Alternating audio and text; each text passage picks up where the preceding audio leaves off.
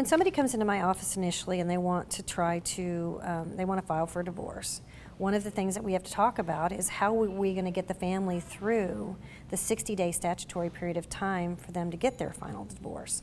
So what we do is we decide, are there children's interests, or are there things that we need to work on with regard to the kids? Do we need to decide who's going to pay for what?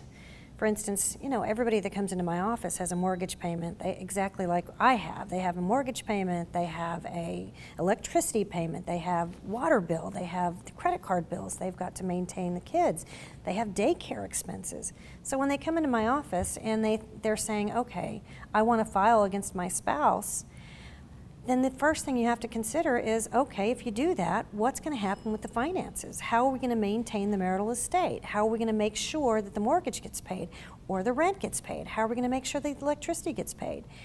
And usually when you split you split one household into two, it makes it very difficult because you're on a fixed income most of the time. Most of us are on fixed incomes.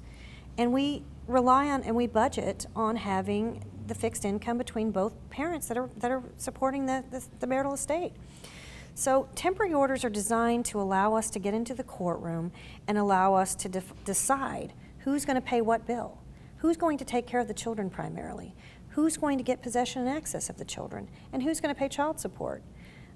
That way, during the pendency of this divorce, there is a roadmap for us to follow and for us to be able to know what is expected of both spouses.